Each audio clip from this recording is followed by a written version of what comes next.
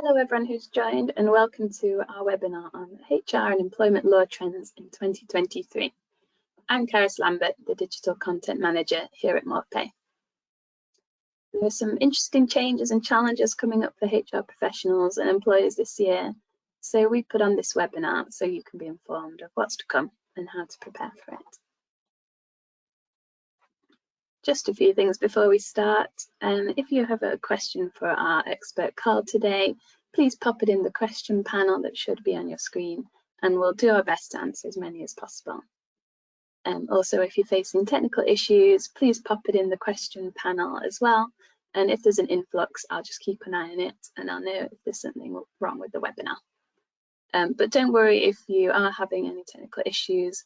We will be sending everyone a webinar recording once this is finished. So no need to take notes, just sit back and enjoy the webinar. So the topics we're covering today are the legislation coming up this year, including the statutory pay rates, the health and social care levy, and gender pay gap reporting. We'll also be covering proposed bills that may go ahead, from tip allocation to the retained EU law, redundancy protection, and the anti-strike bill. And finally, we'll wrap up with some trends in HR that we predict for 2023, both some exciting ones and some ones to watch out for. We'll leave you with some advice and then go to a Q&A with our expert. So for those of you who don't know much about us, Morpay have been around since 1966 and we make payroll and HR easy. Our platform is built on super secure Microsoft Azure technology, and our services are backed by dozens of qualified payroll and HR subject matter experts like Carl here today. And the proof is in the pudding with our industry recognised accreditations and our Trustpilot rating you can see on the bottom there. And how do we make payroll and HR easy? Through intuitive, simple software and quality services, which means your business can not only save a whole lot of admin time keeping on top of these payroll and HR processes, but you also stay compliant with current legislation too. If you'd like to learn any more about us and our services, just let me know in the chat and one of our advisors will follow up with you and see what you'd like to learn more of.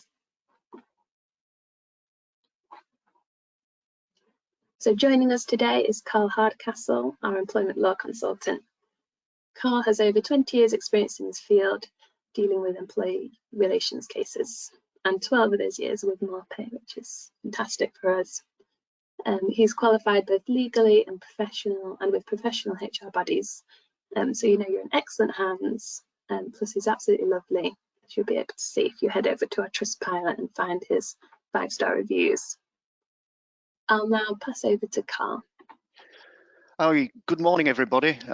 Welcome to a warm January day. I think it was about 8 degrees this morning. First of all, thank you, Caris, for saying those kind words. The proverbial checks in the post.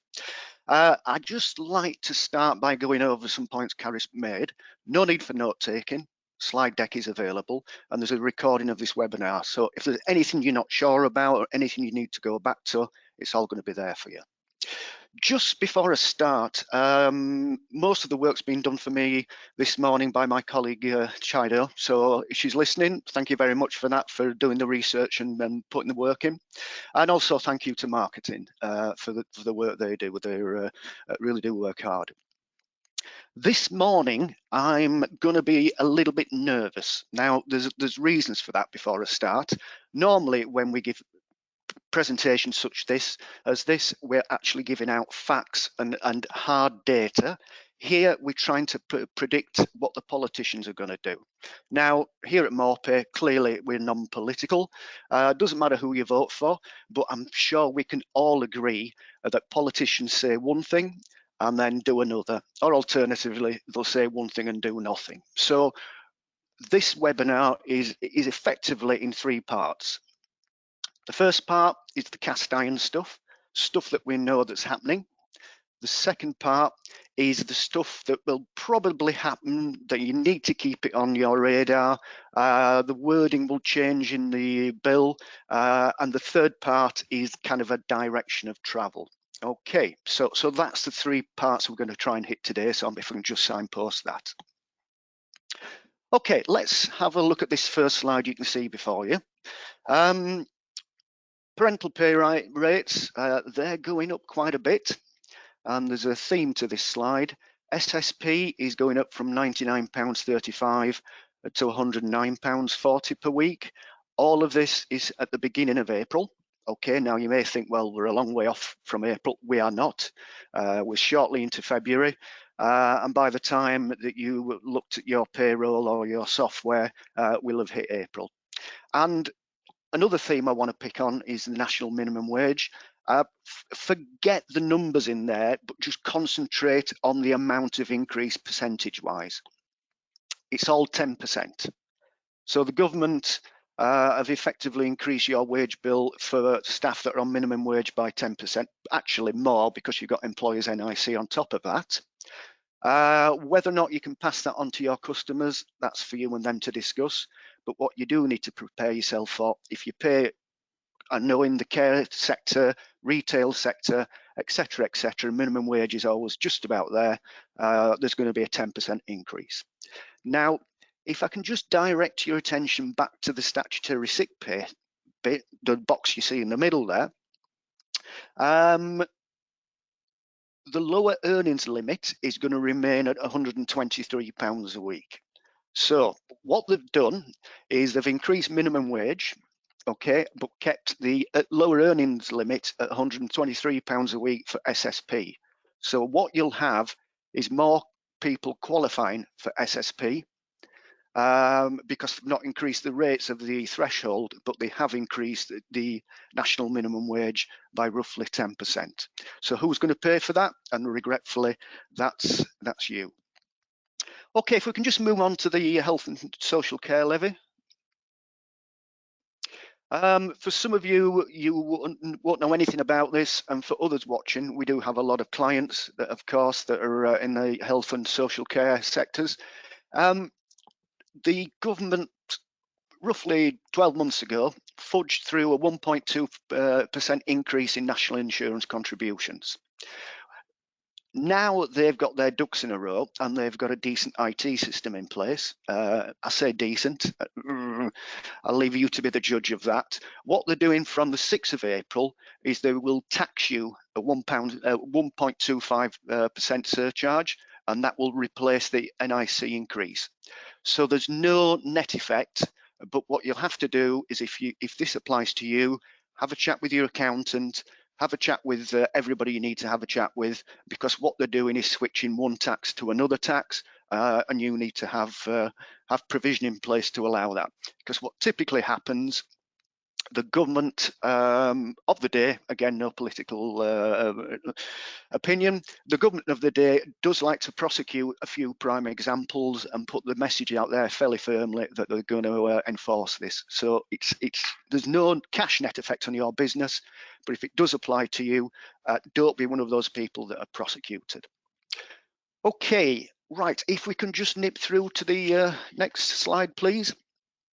I do appreciate I'm going a little bit quickly this morning, far quicker than I'd probably like to. It's just that we've got quite a bit to get through, and there's some big slides coming up, all about EU law, all about the anti-strike bill. So if you think I'm going too fast, I apologise. It's just that I don't want Caris to come down the phone line and beat me up because we've kind of run out of time. So I do apologise. But again, these slides are available. Okay.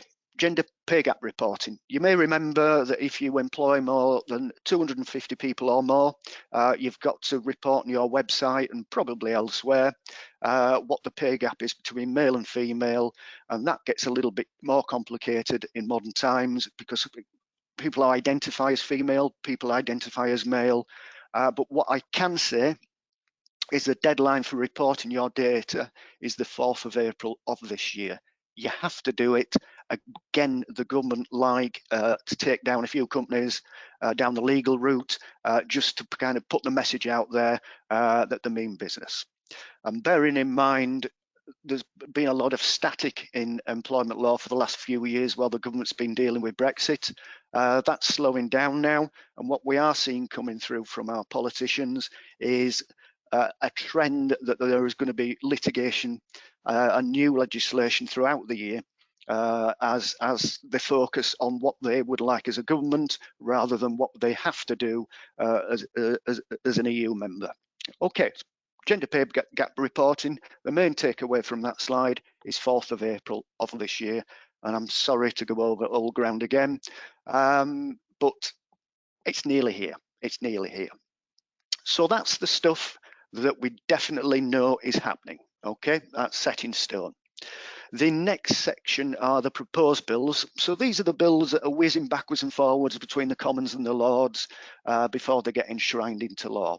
So we know that they're coming. We're kind of 99% certain that they're coming, but we don't know the wording. There's a lot of grey stuff out there, and until we see them, we don't know. Liken it to the lawmakers make the laws, and it's the judges in the upper courts decide what's case law. So until things become established, it's a little bit difficult to give any certainty. We don't know the language of these bills. Moreover, we don't know how the upper judges will react. Tip allocation. This is definitely coming in, he says, with his fingers crossed.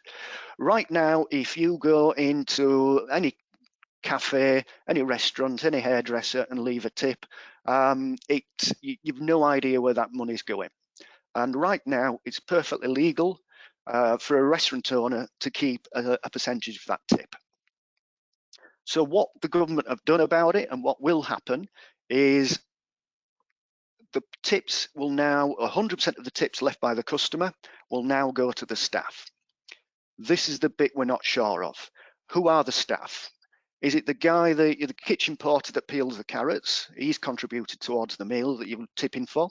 Is it purely the waiter? Is it the receptionist that took your booking? Again, until we can see in a little bit of depth what the legislation looks like, what happens if the owner of the business serves you your coffee? He can't take the tip because he's the owner of the business. But what you do need to be aware of, for those that you are in the service industry that use tips as part of your trunk or part of your remuneration, minimum wage has gone up that we've discussed, and now you can't offset any of that against tips. They'll get the tips as well. So again, I'm not going to read that because we're a little bit short for time today, but please be aware that what's coming, probably summertime, is a law that says 100% of your tips have to go to your staff. Which ones they are, we do not know, but as a business, you need to be aware of it and you need to have it on your radar. Okay, now the last slide, I talked briefly about hairdressers and tipping of hairdressers. And if you remember my photograph from the top of this presentation, you'll be aware that I've not tipped a hairdresser for many, many years. And that's not just because I'm tight. Okay, let's go now to the big one. The next slide, please. Okay, this is absolutely massive. Okay, again, I'm not going to read through that. What happened in just before we left the European Union? The government created the European Union Withdrawal Act, and that came into force back end of December. So, and I appreciate it's a bit nerdy, but please stay with me. What happened is all the European laws got dumped 100% intact into domestic law. Now, we've had messages from the government, mixed messages, but what will happen this year, we expected a bit of a bonfire, i.e. all the European legislation was going. It's not happened, but some of it will happen this year. So things like national minimum wage will stay. Things like working time directive will probably stay. Things like TUPE may not stay, but there will be big changes afoot. Put it on your radar. What will happen is once we know more of what's definitely coming, I would imagine there'll be new webinars, communications pushed out. If you are a client of ours, thank you very much. You'll automatically receive information about this. If you're not a client of ours, please become one. But if you're not a client and have no intention of becoming a client, then it's important that you kind of just watch this. Please don't rely on newspapers. They're written by journalists and not by lawyers.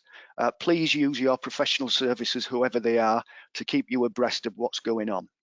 Because if you're bidding for a business, or if you're bidding for a contract and all of a sudden TUPE doesn't apply, that will make your tender look a heck of a lot different. Okay, so you need to be on it, not only because you're doing the right thing by law, but it can have significant commercial impact on your business. So right now, European law is now UK law, but that will change shortly. Please watch this space. Okay, redundancy protection. Again, I'm not going to read it because you can all read yourselves. What happens at the moment is if a lady goes off on maternity leave, and yes, it's always a lady, what happens is in the event of a redundancy, she is in pole position for any alternative employment. Okay, so effectively she gets first choice. When I say a lady, this will cascade down to the rest of the parental spectrum. Now, that's what we are at the moment. What we're expecting to see, and that only affects when she goes on mat leave, what we're expecting to see is the second a female announces to her boss that she is pregnant, typically at week 8, 9, 10, 11, 12 of her pregnancy out of 40. From that point onwards, she is protected. Likewise, when a lady on maternity leave comes back to work, right now she is not protected. She becomes a regular member of the workforce.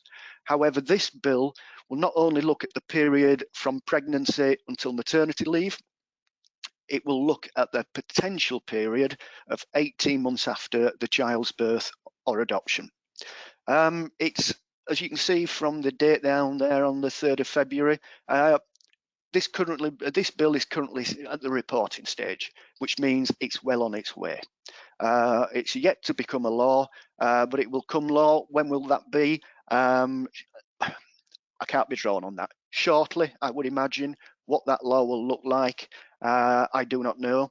But again, it needs to be on your radar. It's coming down the tracks. Okay, the anti-strike bill. This is a big one. I'm not going to read that because, again, you can all read yourself. But what I will take out of it is have a look at that top bullet point.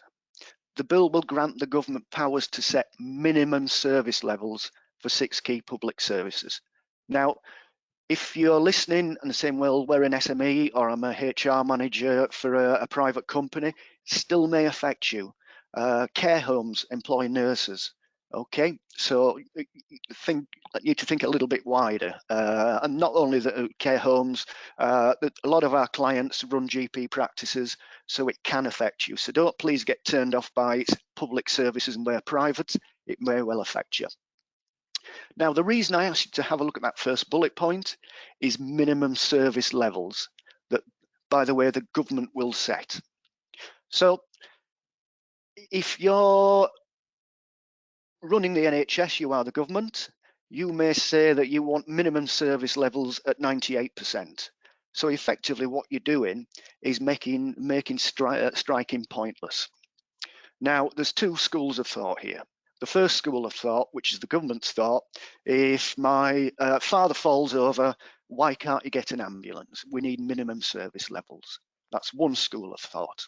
On the opposite end of the spectrum is, well, what's the point of striking if there is no impact? You know, people on strike go without pay. And if the strike's going to make no difference whatsoever, then what's the point of doing it? And if staff refuse, okay, to be part of that minimum service level and go on strike, they can be dismissed. They will have protection in law that says that they have no rights for dismissal in tribunal. Now, this is serious, it's coming down the track. However, I personally, and again, I think that's illegal. It really is. It's enshrined in global law, not just European law, that a worker through proper procedure has a right to withhold their labour. They cannot be forced to work against their will. But after saying that, you never know. Please get it on your radar.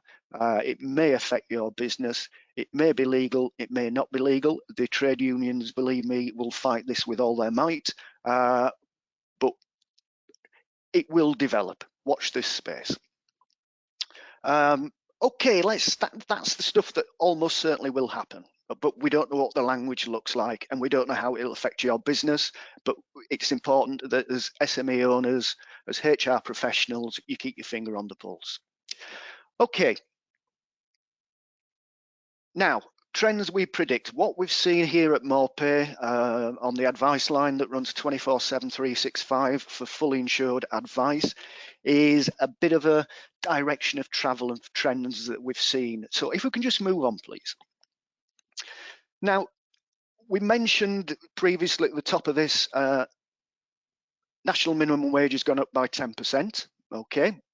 That has a ripple effect. If your workers are on national minimum wage, your supervisor may be on 50p more per hour, your manager may be on £1 more per hour. So what will happen is the minimum wage people will get their increase, but there is a ripple. You'll have a supervisor banging on your door saying, I want £2 an hour more, and your manager saying, I want £5 an hour more. So there's going to be huge pressure on wages this year. So what we've found is companies are not capable of giving everybody 10, 12, 14%. What they've looked at doing is maximising the employment relationship. Most people are not going to get big pay awards this year. So what else can we do to make our workplace an attractive place to be? The first thing they've done is had a look at how we work. A 4-day working week, 70 companies trial it, and most have kept it. Now, needless to say, they're doing 5 days work in 4 days. They're doing longer hours, but it works for a lot of people. Is that an option you can look at to stop a worker leaving you and going to a competitor? That's a question for you. Okay, internal mobility. Yes, of course, you've got to keep investing in your staff. 2 reasons they're more valuable to you, and the second reason is they feel more valued. Not necessarily costing a lot of money. I'm not suggesting that we spend a fortune on training. What I am saying is that there's a lot of resource out there. There's a lot of training out there. Let's upskill your staff. Okay. Probably cost neutral. Even if you're paying for training, you should see that reward because you'll become compliant with first aid, compliant with health and safety, whatever you need as a business. But please have a serious look of how can we develop our people. Okay, reliance on benefits.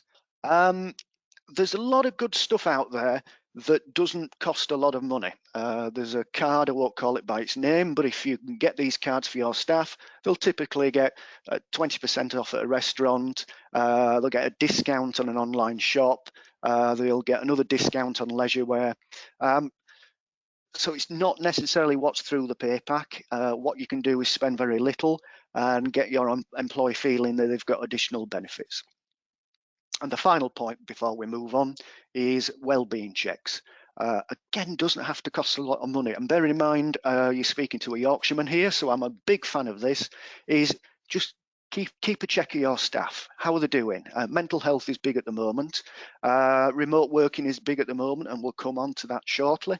But it's often good just to check in. How are they? How are they doing? Making them feel valued. Doesn't cost money. And if they're not neglected, they'll feel wanted. Okay, I mentioned flexible working. Let's kick on to the next slide. Okay, the cat is out of the bag with flexible working. Okay, shortly we think it's going to become a day one right. So you advertise a job, 40 hours a week. You interview a brilliant candidate. You set them on. You wish them with the contract. You give them their induction. On day one, they say, "I don't want to work 40 hours. I want to work 20 hours." I don't want to work Thursdays. I want to work from home. I don't want to work Friday afternoons because I play golf. It's going to become a day one right.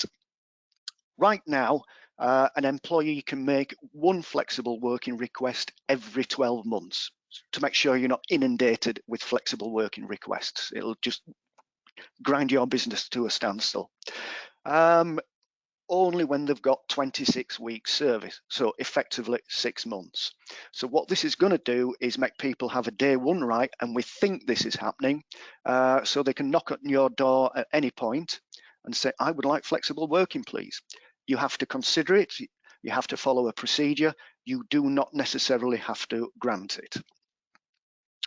One thing about flexible working I will say is if that request is at home, there is no detrimental impact on their output.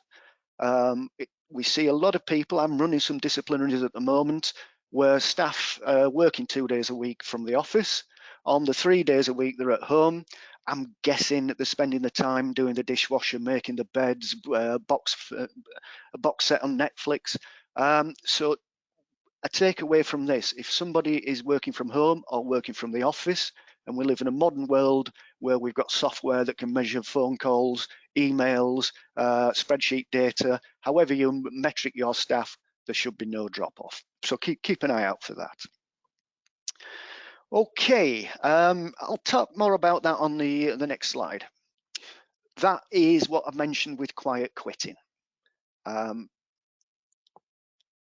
We've seen since COVID over the last few years, people that are not in the office, not in the workplace, just slowly lose interest, slowly lose output, discover activities at home that they wouldn't consider in the office, as mentioned, doing the dishwasher, etc., etc.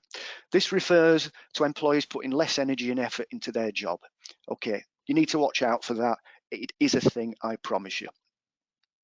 The next thing is we're seeing a big uptake of people taking second jobs. I've mentioned the cost of living crisis in a roundabout way through minimum wage. People are financially squeezed. They'll come and ask you for the pay rise. The answer is regretfully, we can't afford one. And the answer for quite a few people is to go out and get a second job. Keep an eye for that. If you're working somebody 9 till 5, and if they're then working in a bar from 7 till midnight, 1 o'clock, 2 o'clock, and they're doing that 5 days a week, you need to keep a lookout for that. A lot of people in their handbooks have policy against that, but just watch that. You don't want to be employing tired workers. And the final one of the relationship tension. Yeah, it's tough out there, isn't it? Again, referring you back to what I said earlier, just take care of your staff. If you don't take good care of your staff, somebody else will. Okay, if we can move it on, please. I mentioned that, and I'll just go over it again. Employees can become dissatisfied with their lot in your business, okay? Keep an eye on it. Your HR people, I'm not going to show my age by using the phrase minute manager, but what we used to do is have a policy of somebody spends a minute every day with every employee. Just all about how's things, how's your mother, shame about the football. That can deflate employee-employer tension. It'll stop grievances. And believe me, if anybody's had to sit through a really nasty grievance, nipping things in the bud early. Get your ear to the ground. Please talk to your staff.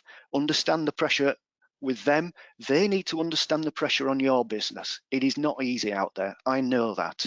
So have a chat, set up communication channels, and keep your employees informed. There's nothing worse than finding out from Twitter or from Facebook that you've lost a contract or that you're not being promoted. Big fan of face-to-face. Okay, let's move on because I'm aware we're at 31 minutes. And as I say, I don't want Caris to get me in a headlock. That technically would be gross misconduct, which maybe is another session for another day on the webinar. But poor job security, it is tough out there. Okay, What we've seen is, again, at the lower level, and that's not always the case, but we've seen a trend, is there is nobody coming from Europe to work in our jobs. You may think that's a brilliant thing, you may think it's a bad thing, but we've seen a lot of churn in the marketplace. I dealt with one client this week who had an employee that probably committed an act of gross misconduct. They desperately wanted to dismiss them, and just for the record, I would support that decision, but the fact is I can't recruit, so I'm going to have to keep him. On the flip side of that, we're seeing a lot of redundancies. So there's churn in the marketplace. A lot of clients are coming to us to say, I'm going to have to downsize, I can't export to Europe, I can't import for Europe, I have no work for these people to do. So again, I'm not going to run through that slide because they're all there for you, but the advice is there's high inflation, there's labour shortages, well, labour churn as well as shortages, and there's no end in sight. The UK is facing a recession. Oh God, I'm the harbinger of cheer this morning, aren't I? I didn't realise I was sounding so positive. But seriously, the UK is facing a recession. We're at double-digit inflation. You need to do what's best for your business, and that's principally doing what's best for your people. Okay, if we can just move on, please. Thank you. Okay, so our advice is keep an open mind for flexible working.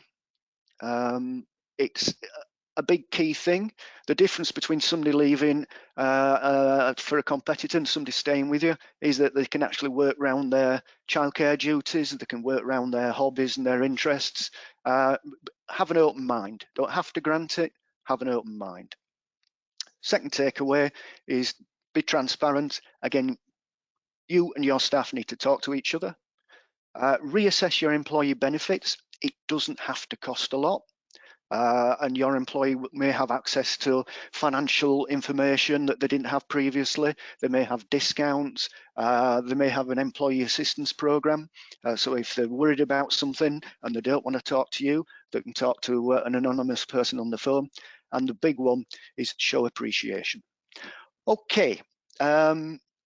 I think as things crystallise this year, keep checking back because the legislation is changing.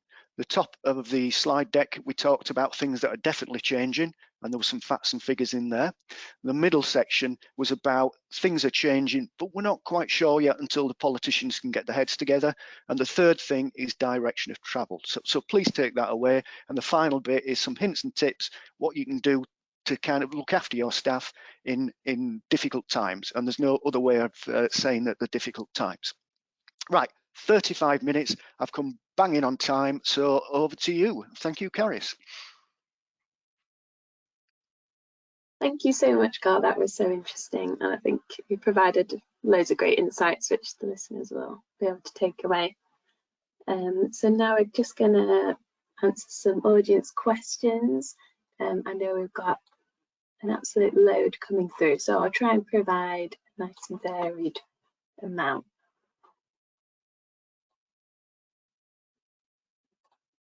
Okay, let's find one. So my company has far fewer than 250 employees, but is owned by a company which has many thousands of employees. Do we still need to report under the gender pay gap legislation?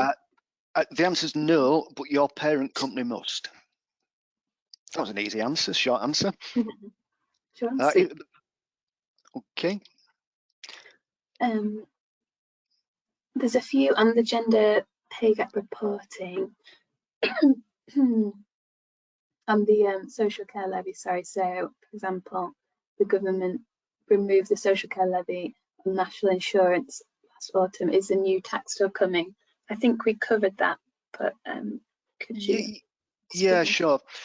Just to go over the point again, it should be cost neutral. What they did, they rushed out and then realised HMRC didn't have capacity to kind of facilitate it. So what they did is they just stuffed national insurance up by 1.5%. They've now got computer equipment, facilities, software, which means they're going to just flip that into a straightforward 1.5% tax that's away from your national insurance bill. Have a chat with your payroll provider. If it's us, I can confidently say it's all in place. If it's not us, have a chat with whoever and make sure that's in place. Talk to your accountant, but again, it should be cost neutral. Thank you for that. That's very clear. Also, on the flexible working request, currently employees can submit a request once every 12 months. Will this change, or will it stay every 12 months? Do you know? I think it will stay every 12 months, but that's the word think rather than guarantee.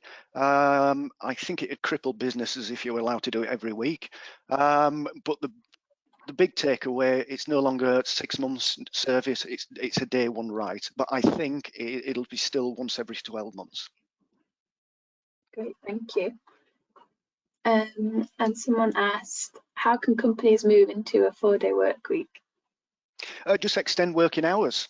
It typically doesn't happen in the service sector, but if you're in manufacturing, rather than an 8-hour day, you have a 10-hour day.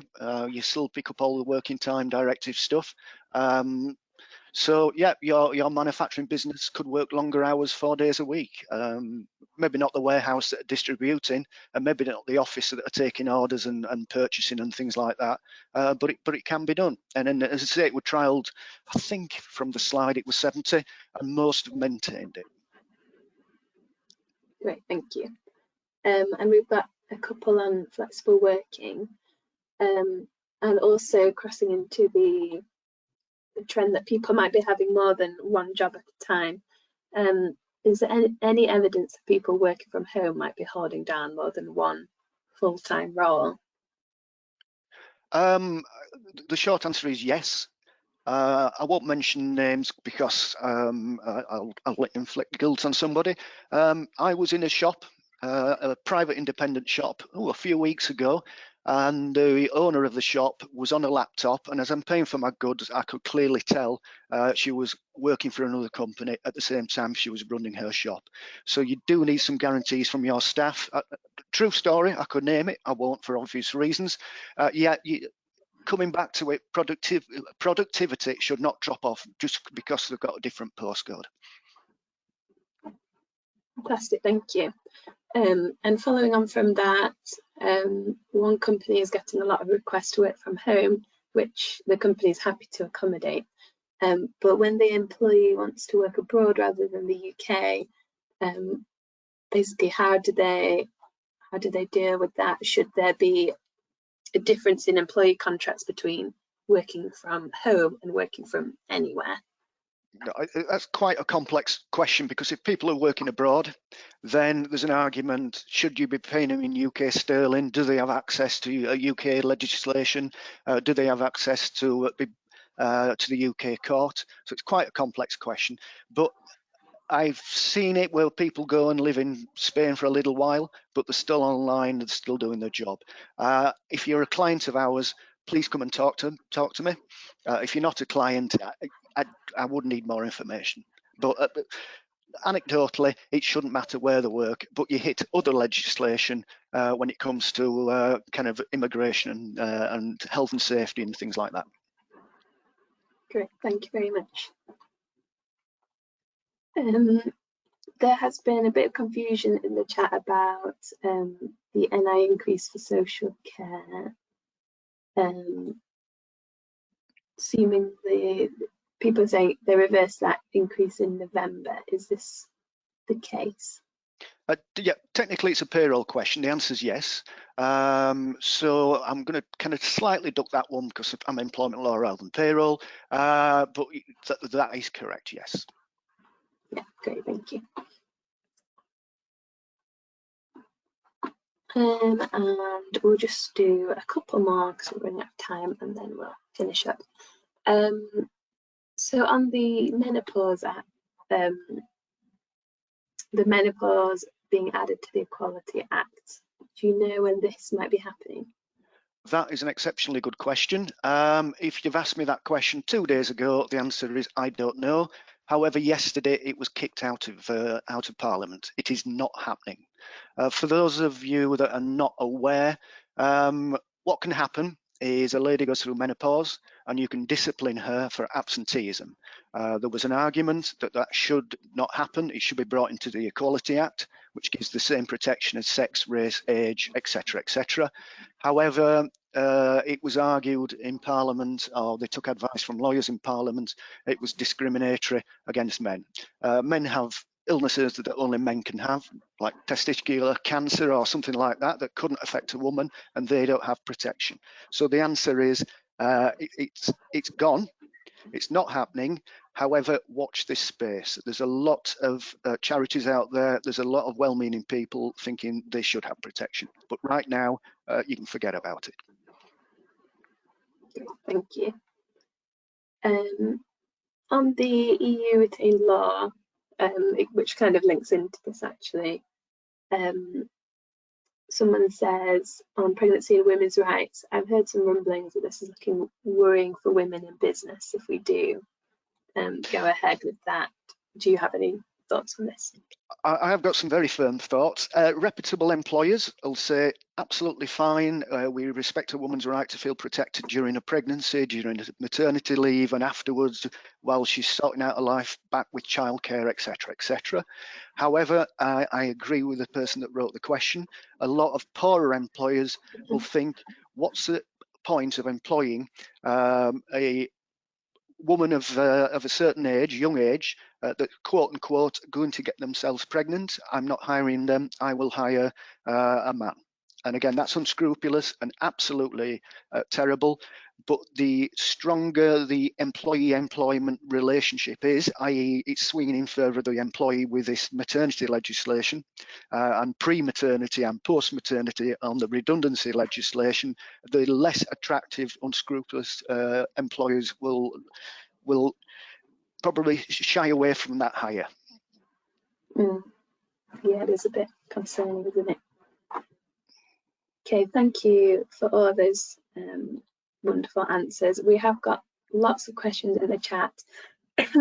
I can see there's quite a bit of confusion on the health and social care levy. So what we'll do is we'll write a blog article to really clear up the discrepancies in that and hopefully explain it, and we'll send you guys a link to it next week. But before we leave, if you do have any other questions or want any more advice on HR and payroll, you can go to our Knowledge Centre, where we've got everything from articles to guides that you can download. We've also got a webinar every month on HR and payroll topics. If you want to join the next one, it's on employee culture, how to build an employee culture that actually excites your staff. So please leave your email in the survey that pops up and we'll sign you up for that one if you want to join.